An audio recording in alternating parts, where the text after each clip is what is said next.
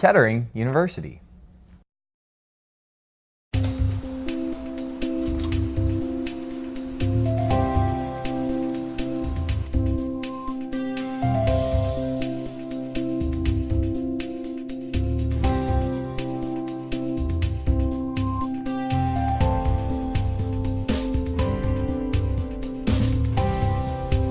By looking at the crowd here, you're relatively young. How many want to be entrepreneurs?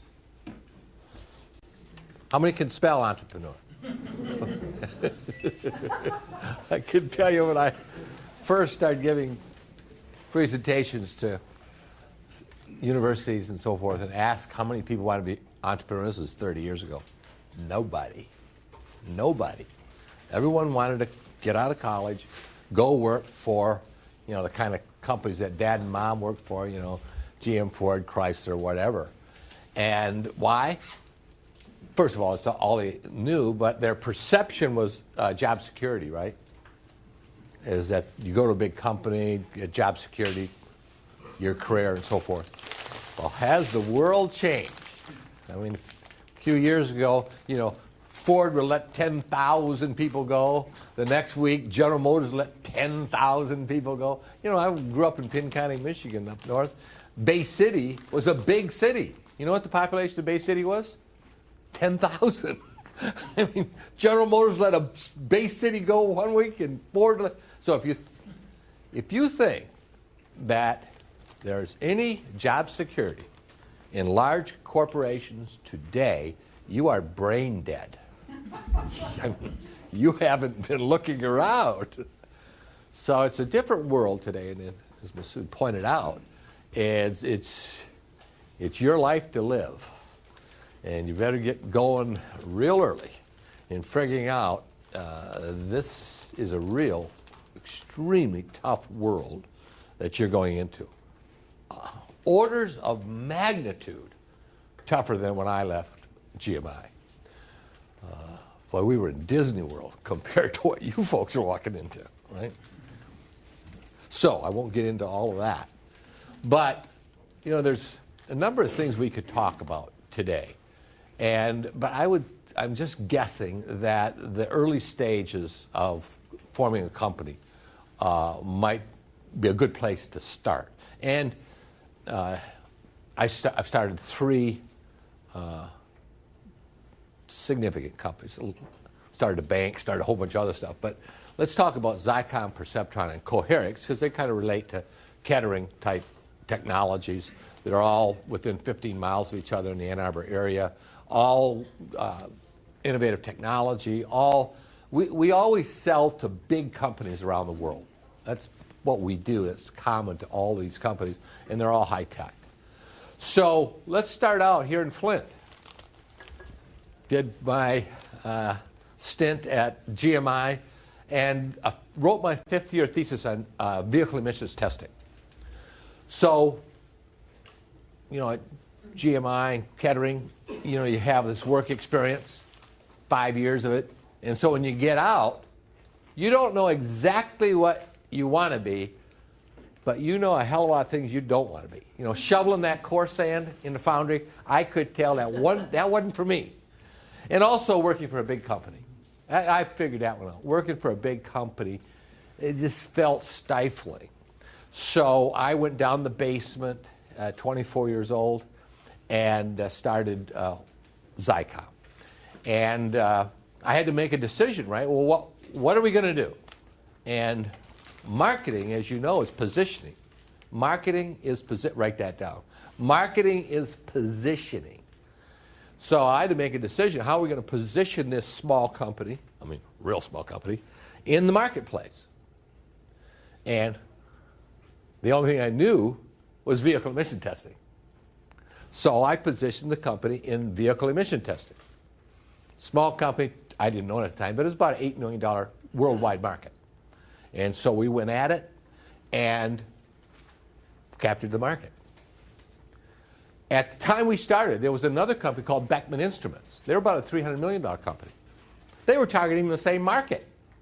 $300 million company going after an $8 million worldwide market? That's dumb.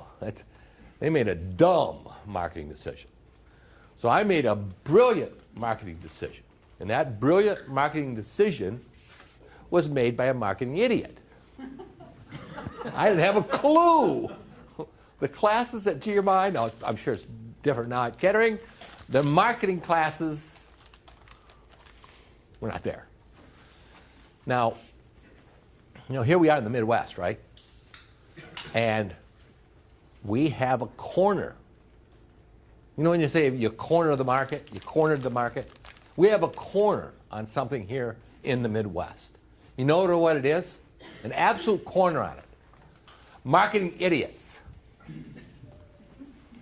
I mean, who had to do marketing? Who's the last person in the auto industry that did any real marketing? Sloan. Sloan was the last guy that did it. Marketing is very, very strategic. Selling is very, very tactical. And every time somebody says he's a good sales and marketing person or she's a good sales, I kind of doubt it unless they've got a lot of experience. Marketing is very, very strategic and selling is very, very tactical. You can almost, in a company, can't get further apart.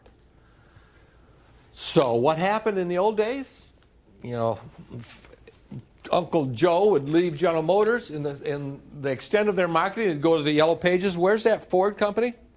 And they were done.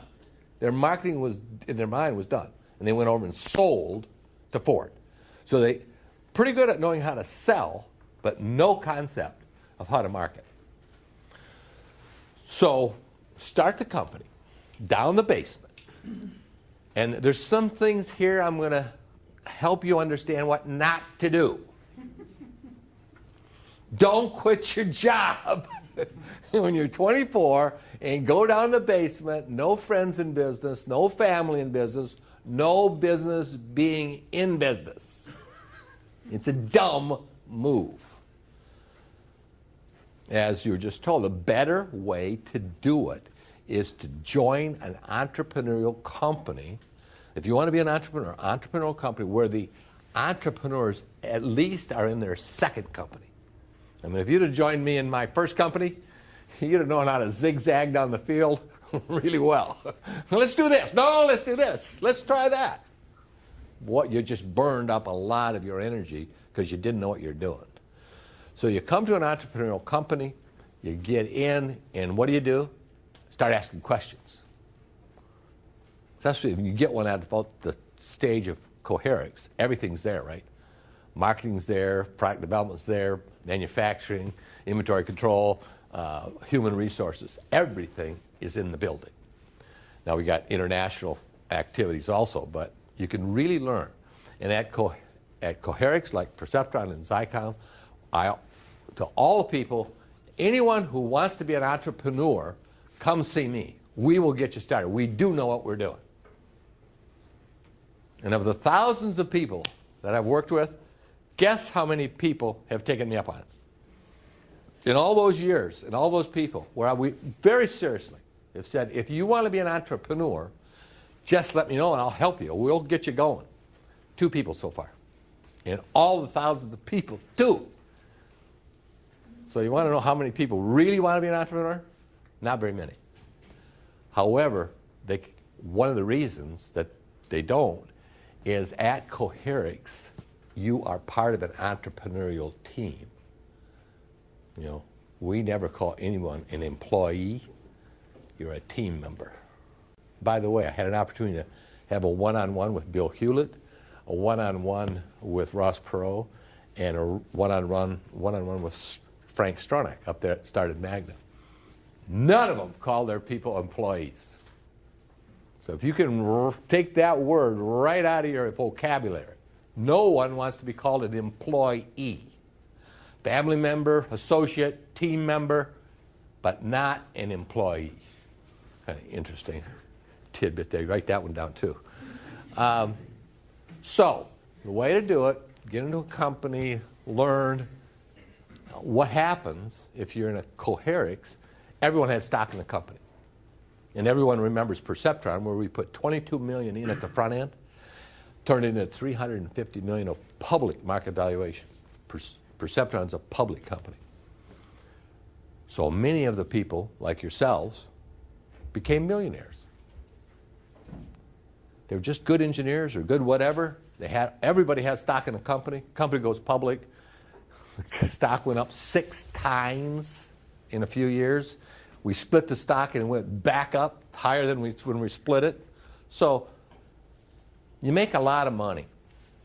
And if you're on an entrepreneurial company where you have stock in the company, you're doing all the fun stuff with all the technology, fun people. You're jumping out of bed in the morning, running into work. Life is a ball because you're on the team.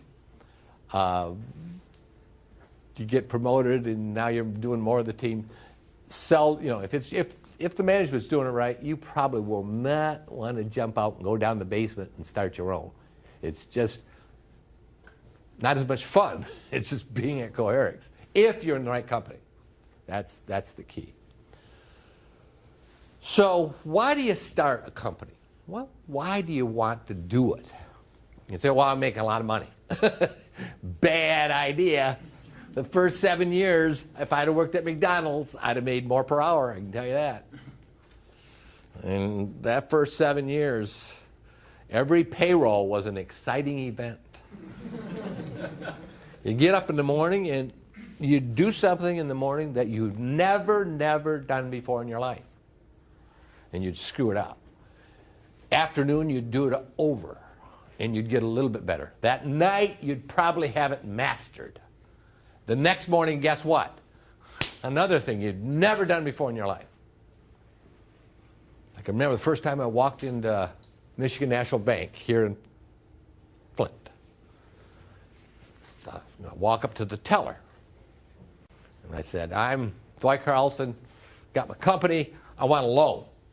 Never been in a bank to get a commercial loan in my life. So they just ushered me right into the senior loan officer's office. So we said, nice guy, young guy, he starts asking me questions. He's an older guy, I can remember, Cheney was his last name. And so we're talking, he starts asking me, I can tell he's getting agitated. He's asking me questions. He says, well, you got the company, well, what's your net worth? I didn't have a clue what net worth meant. At that point in time, he got up and threw me out of the bank. Literally. He thought somebody put me up as a joke. And he literally threw me out of the bank. Now, I've got people working for me who left General Motors or IBM, whatever, and I got to get this loan. I mean, so I walk across the street to Genesee Merchants, and same thing. I go to the teller. They take me up 3 stories. This woman opens up this door. She shoves me in and slams the door. Inside there was a guy who was meaner than a junkyard dog. He started going after me, same kind of questions. I said, oh my God, here I go again. And I knew it was coming. He says, what's your net worth? You tell me what it is and I'll tell you what it is. Turns out the guys, you're familiar with this area. There's one city called Fenton, and there's another city called Davison. His name was Fenton Davison. He owned the bank, his family. And it turns out he went to Cornell, and he graduated, and he started a company, and just got his ass handed to him. Came back to the family bank, and it just turned into such a, he said, get out of here. Don't call me, I'll call you, but don't count on it. A few days later, he calls me up. Get your ass in the bank. I go in the bank, and he starts ripping me again. Just ripping me. It's not bankable. This is not a bankable loan. You don't know shit. He said, but I'm going to give you a loan. $100,000 to a 24-year-old kid who doesn't even know what a net worth is. Now, that was what's called a character loan. He called my neighbors, he called Buick, and he made what's called a character loan. All those bankers that made character loans are all dead. Don't even look for them. They're all dead. No banker does a character loan anymore. The whole banking industry has changed completely. So the financing of these companies, get used to the fact when you start it, you have no track record, and nobody is going to invest in you except your mother, your Aunt Millie, the neighbor lady who you used to deliver the papers to. I have a friend who's got $200,000 from the lady he used to peddle papers to into his company, and he's a brand new entrepreneur. $200,000, and he pays a low interest. And what's the term on the loan? Whenever you can pay it back. Now, those are your friends and family market to raise capital, and that's where you're going to get it, because they're the only ones that are stupid enough to give you the money, right? Talk about a high-risk loan. So, don't think you're going to go to venture capital and get funded. Kind of doubt it. So just do that, and then as you get a little, then you might be able to go to a bank and get an SBA loan. I've gotten every kind of those you can think of, but here again, today with this last banking thing, the banking regulators are hammering the banks so much, you have a hard time getting one of those. So it's tough. Now, if you join an entrepreneur team, you know, when we started Zycom, I was went in the basement, quit my job. Finally, at Ted Doan up in Midland, venture capitalist, we come across, you know, he made the investment, and then the rest is history.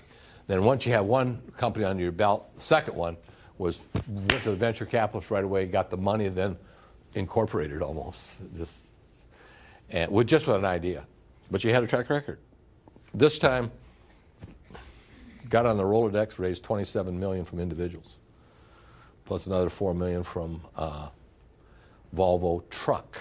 That's a corporate strategic partner kind of a relationship. So there's a number of different ways that you can raise money. Most recent one that just came out is this crowdfunding. You can raise up to $1 million over the internet.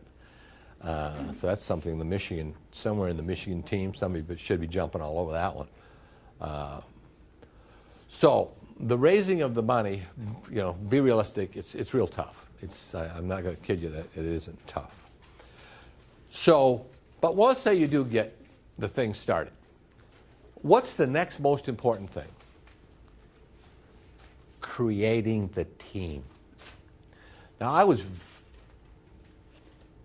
in a seminar one time. This was 5-10 years into my career. And up comes this quote from Peter Drucker. You all know who Peter Drucker is. You've read all his materials. The best management person that ever lived on the planet. Wrote a lot of books. But one of this quote comes up here and says, the only thing that occurs naturally in any team of people, whether it's a work group, family group, sports group, church group, friction, disorder, and malperformance. Natural. Now, write this down. Write this down. The way to remember it is think about a garden. You know, you plant your garden, you work your butt off, you got the garden perfect, the vegetables are all just perfect, and so you say, my garden's done, I'm going on vacation. You come back 2 weeks later. What does your garden look like? What's grown in your garden naturally? You didn't plant them. They were there before you got there. They're going to be there after you're gone. In the human garden, it's friction, disorder, and malperformance. What happens to your garden if you don't take care of the weeds? They will grow and choke off the vegetables. Why do most companies fail? The weeds choke off the vegetables, folks. Now, we've all seen it, you know, the hotshot basketball team with 5 stars on it, and they can't win a game. Friction, disorder, and malperformance runs rampant. So, very early on, I started buying mini computers from Hewlett-Packard to do this vehicle emission test product that I had. And so I go out to Palo Alto, California. to Hewlett-Packard's headquarters. My God, you could feel it. You think Google's got it going. Hewlett-Packard really had it going.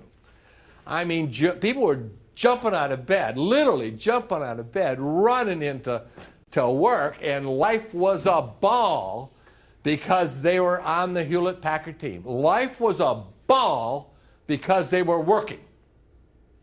Life was a ball because they were working. What a concept. What a concept. Now, I'd spent 5 years at Buick. At Buick, life was a dung sandwich. And every day you got up to take a bite. Now, if indeed it's natural, one's natural and one's not natural. Which one of those two, Hewlett-Packard or Buick, was natural? Buick. Friction, disorder, malperformance. I don't know, the vegetables were just right up to here, the weeds. I don't know why I didn't choke off of it. If there was any foreign competition back then, they would have been done. But there wasn't much. Hewlett-Packard was not natural. So how are you going to create a not unnatural environment? Because now we're talking, in my world, high performance, high creative, fast moving, high tech groups of people. And I can tell you, my education out of GMI, when I started the company, here in Flint, who else could you hire into a computer company? People that worked at General Motors and people who worked at IBM. Why they ever joined me, it's still a mystery to me. They were crazy. But they did. Now, were they good people? Hell yeah, I knew them. I knew how good they were. So we got the team together, and I can tell you, within 9 months, I had that great group of people performing at the level of retarded chimpanzees. I didn't know jack about how to do this. Nothing.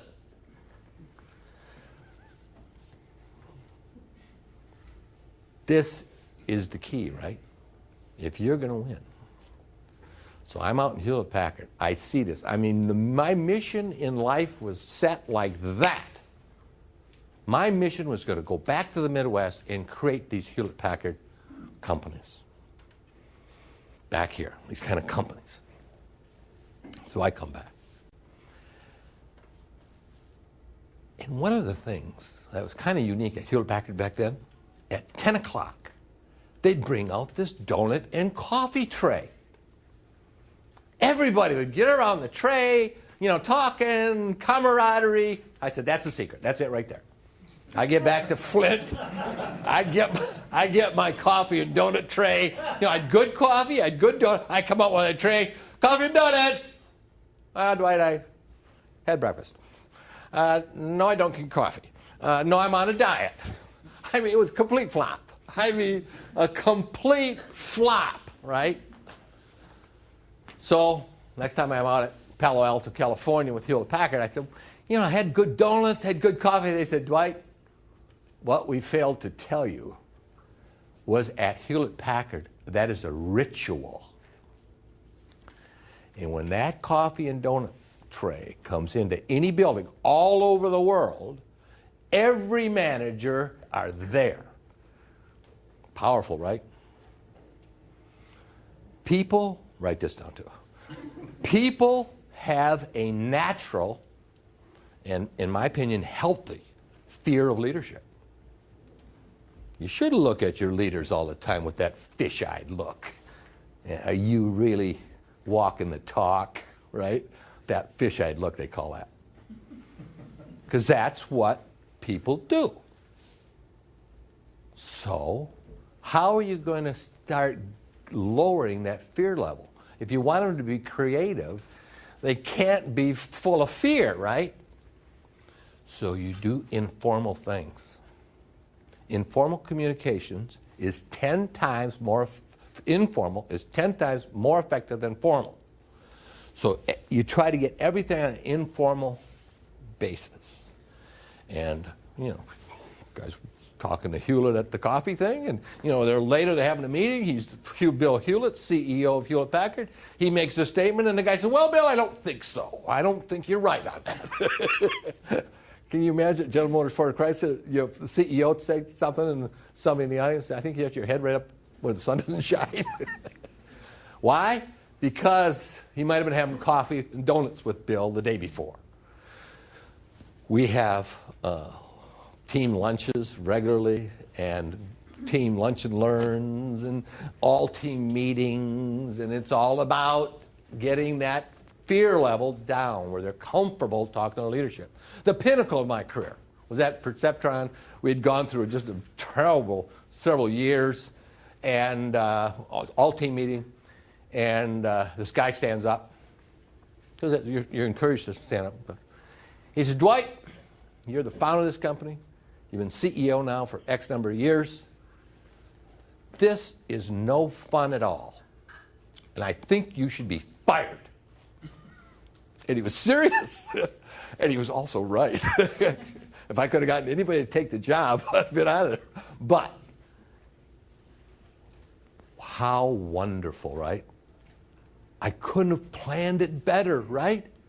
Here was someone standing up in an all-team meeting telling the CEO and meaning it that he should be fired.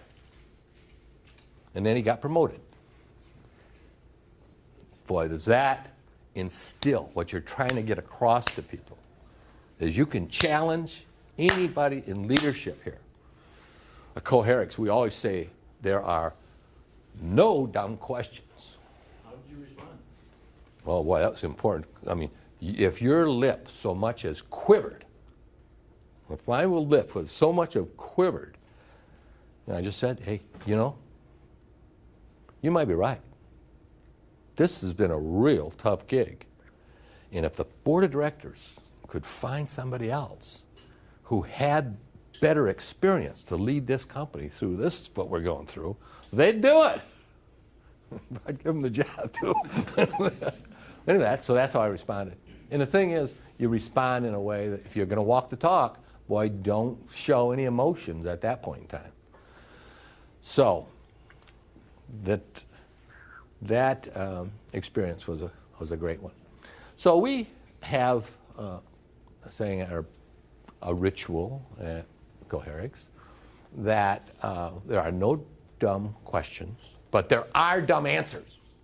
So if you're at team lunch and I'm up there saying some stuff or whoever else, and you ask a question, you get a dumb answer, what do? You say, bullshit. It happened to me just a couple of weeks ago. Man, it's hard when you know you're right with your answer, and they know you're wrong, and it's maybe a little iffy. Boy, it's hard not to say, you know, get into their shit real bad, but you got to bite your tongue. So I'd say there's a lot to that right there, and it's hard to get your ego down to the point where people are challenging you all the time. I have one lady that she's just kind of part-time, and she's up there in maturity, and she's the toughest broad I've ever met in my life. She is just tough. And, you know, in meetings and stuff like that, she'll say stuff. And I'll say, Norma, another career-limiting move. That was our career-limiting, you know. And she keeps doing it.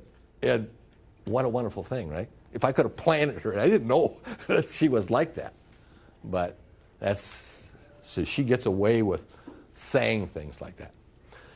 So the culture is so important. And how long did it take me to learn how to implement what Bill and Dave had figured out? I mean, they had been there 30 years before I got there. They had written the book, Hewlett Packard Way. I mean, it was all figured out. High technology company, you're going to start one, creative, go-go team, all figured out in a book. Guess how many years it took me to implement? 13. That's how long I was at Zycom. Zigzag, zigzag. So I started Perceptron in '81 because I wanted to know whether or not I had figured it out. And man, were we zealots.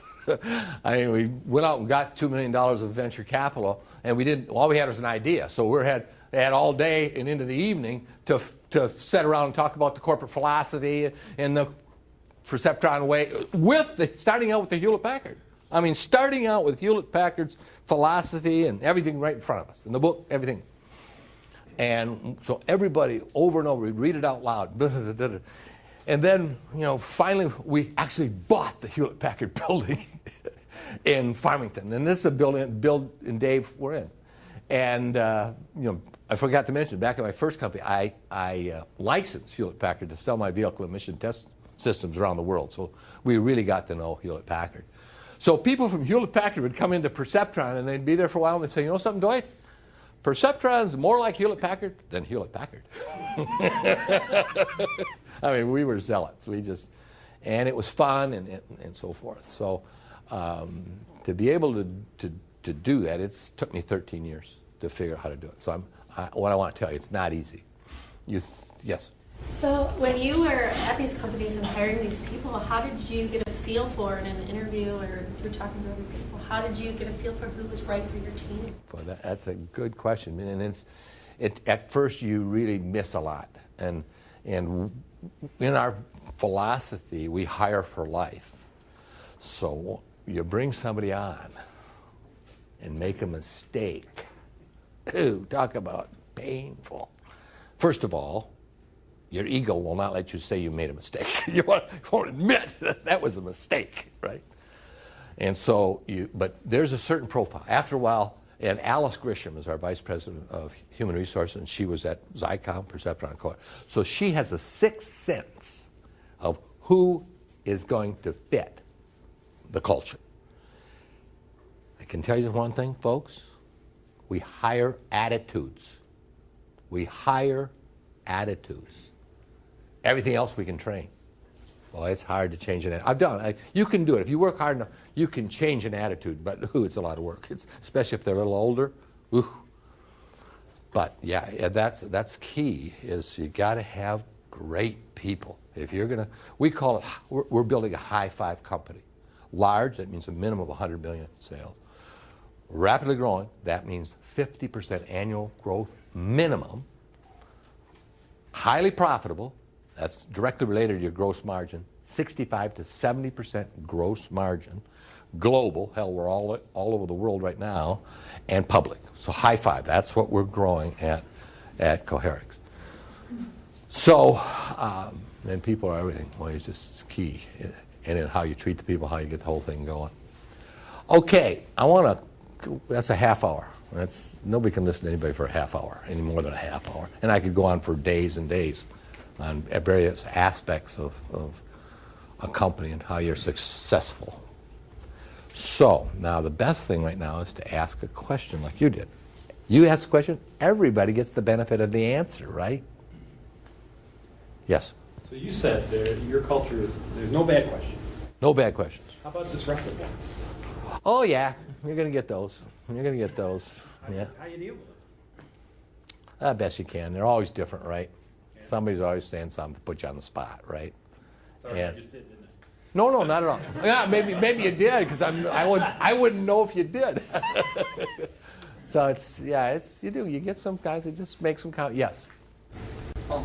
Obviously, when you start your own company, you run into a lot of things you've never done before, like I have to fill out this form, this, that, have to hire people. How do you do that? But are there any pitfalls, just game enders, that you really need to look out to avoid, stuff that's going to tank you? Yeah. Try to get a telephone. Try it. Call the telephone company. I got my company. I need a telephone.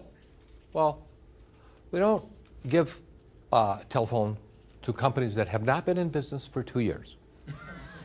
Now, let me think about that. I've got to struggle for 2 years in this business without a phone before you're going to give me a phone. Stuff like that. Nobody at GMI told me that. You ignore it and you go to Google. Now you do, but back then. But you'll get stupid stuff like that. That it's just, Nobody ever thinks of. So you just got to work through it. I mean, 7 years. It took me the first 7 years to get through all the things I'd never done before. And every one of them was an intense learning opportunity. Did you have mentors? You know, back then, no. I had no friend, no family. It wasn't until Ted Doan becoming in. Now, Ted, his grandfather started Dow Chemical, his father, and then Ted made Dow a international company. Retired when he was 49. Took over when he was 40, retired when he was 49. Started the first venture fund. Just the whole family is just so wonderful. And he and I developed a great relationship. And so it was a lot of mentoring there, but he knew how to run he didn't know jack about one being a venture capitalist or a small company. So, but the advice, when I look back at the advice, it was extremely valuable. For instance, he came in and I think I was working on, and Alice and I were working on the policy manual, right? And man, we've spent a lot of time on this, a lot of time, vacation policy, this, that, and the other thing, right? And so I was so proud of it. I said, Ted, come on to my office, let me show you the policy manual. He said, Dwight, that looks really good, and you've spent a lot of time on it. You know, when I took over at Dow Chemical, pretty big company at the time, the first thing I did is I burnt the policy manual. Oh, after I've done all this work, you're telling me I should burn it? He said, yeah, you burn it. Absolutely right. Good people don't need policy manuals. Give them a key to the building, whatever, in and out. How much vacation do we give at Coherix? As much as you can take. Just get the job done, right? Well, how much vacation do you think you get in a high company like, growing fast company like Coherix? None, right? So we have to pump them out the door because, especially young people get involved in the lasers and computers and holography and all that stuff. They'll get really into it, and then you got to push them out the door, right? But people do not take advantage of their company. That's bullshit. And all that bureaucratic stuff that builds up in a company, that's because somebody screwed up. Oh, we'll have a policy that the rest of you good people can never do that. Well, they would have never done it anyway, right? So policies are dumb. Hire good people and watch for bureaucracy to grow. Yes?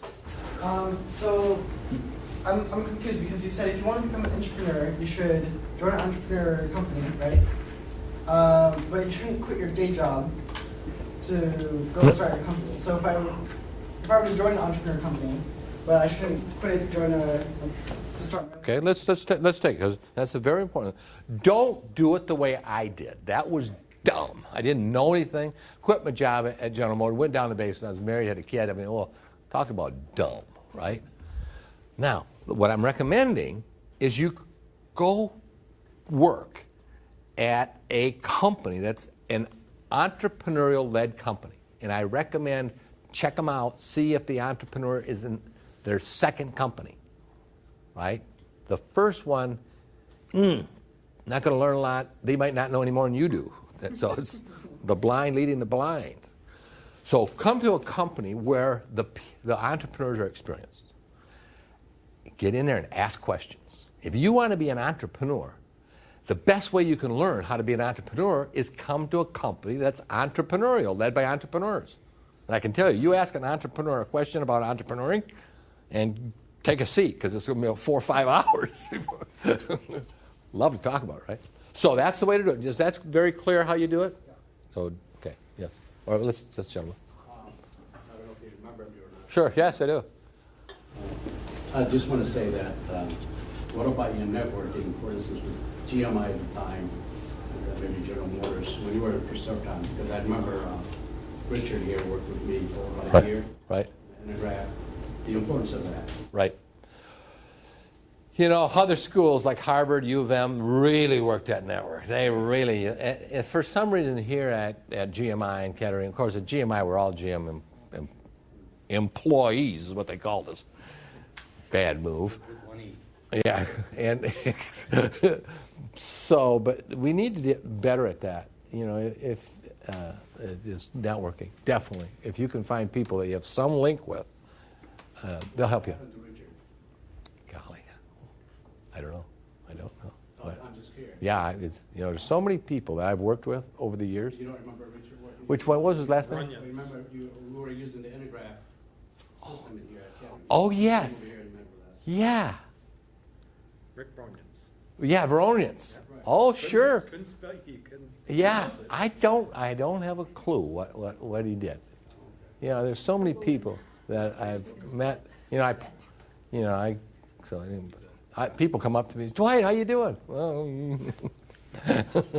been a long time, yeah. So, yes. How do you know when it's time to leave that job to start your company? You're just going to have to do it. It's a high risk move, right? Now, if you're with a company like Coherix, where they say, and they mean it, we will help you. If you want to be an entrepreneur, you come to me and we'll launch you. Like, I know a lot about how to do it, and we've done it. I've done it twice now, right in the company. I mean, took a room. One guy's name was Ewald Kirchhoff. He was 57-year-old, wanted a design company. So I cleared out a room, put Ewald Inc. on the door, and we launched him. So, but there are not too many people do that. But that's one way to do it. Yes? How would the unnatural work environment alleviate disorder, friction, and malperformance? If you have people asking questions to you all the time when you're just talking, how does that alleviate those problems? The key to it, when you first start out, like I saw Hewlett-Packard, like the donut trick, you think it's a few things. It's not. It's 1,000 little things that all have to do with people. 1,000 little things. So it's not a few things that create the culture. It's a lot of things. And after you do them so long, they feel natural, but they're really counterintuitive. So who's driving that culture? That's another. Obviously the buck stops with me, and for instance, just yesterday I had an orientation. We had like 6 new hires, so once they've been on board for a couple months, I take them in the conference room. We just go through a kind of a mini what we did at Perceptron for months, and I try to give them the why are we the way we want it to be. And is Coherix where I want it to be yet? No, especially after we went through the last 4 or 5 years. In 2008, 2009, if you were making 50% of your salary at Coherix, you were high paid. A number of us working for nothing. Yes? What sort of stuff did you find yourself doing with your free time in high school and college, and when did you really get the drive to be an entrepreneur? I think I had it pretty early. I worked at 14. I went, got a job at a grocery store, and worked after school until 9 o'clock when they closed up. Worked Saturday and Sunday. So there was something there that was driving, right? And then once I was in college, what free time did you have? Back then you were in class 33 hours a week. We were in class on Saturday, half a day. You were in class all the time, and then you were supposed to study 2 hours for every hour you're in class. That's what they told you. Yeah, you can tell them. Yeah. It was a friggin' drill, and the smartest kids didn't make it either, because they couldn't deal with not getting the work done. All General Motors wanted to know is that you were smart enough and you could prioritize, because there's no way in hell you're going to get this all done and get over it. And the smartest kids couldn't get over it. They left for whatever reason. So, yes. What's your favorite bad call or bad decision that you survived that you can look back and say that was a real milestone? God. You got a couple hours? Man, there's so many that they just blur. I got one. At SciComm in this city, we received the 3rd engineering prototype of the Intel 8008 Intel processor. We'd already had an interface rack. We did the first FlexiBus. I mean, we were so far ahead on technology, unbelievable. And one of the guys went over to Brunswick, brought 2 pinball machines. We ripped out all the mechanics and we put the Nixie tubes in electronics, and we had an electronic pinball machine. So we brought all our pinball buddies like myself, and we started working these machines. And we said, you guys are idiots. You're going to take the mechanics out of a pinball machine? There's no future in electronic games. Not at all. Was that a dumb one, right? Yeah. Woo! Now, the other thing is one even dumber than that. My partner, another GMI graduate, we're there, and we came out of Buick, and we'd done a tremendous amount of software. But with microcomputers, we got into the hardware. So we had to make a decision. You're either going to be in hardware or you're going to be in software. So my buddy, partner, Kettering grad, he goes out to New Mexico.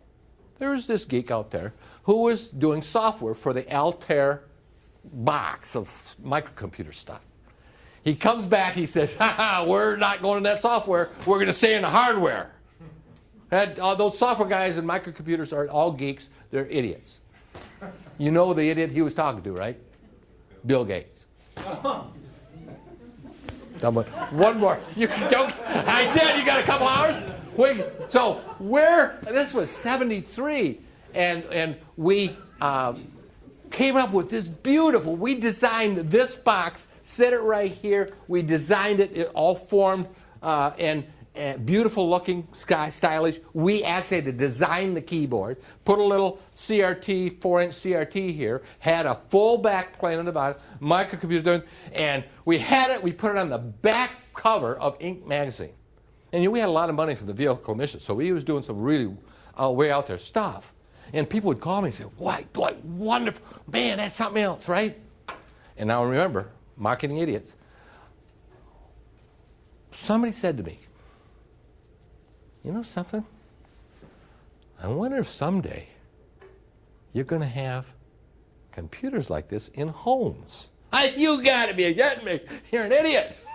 I just worked at Buick struggling with these computers, such a pain in the ass.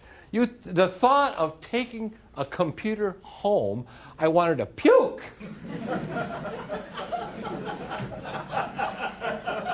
So I put it over at Chevrolet in the tech center, controlling a engine test stand. Now, what's the market size of home computers compared to computers and engine? Talk about marketing idiot. Now, what would have been different in Flint, Michigan, had Nintendo been here? What would have been different in Flint, Michigan, if Microsoft would have been right next to Nintendo? What would be different in Flint, Michigan, if Apple and Microsoft and Nintendo were all sitting together? Would we have changed the world? Would Flint, Michigan be a different place? Could have happened. If GMI would have taught me anything about marketing. It's all GMI's fault.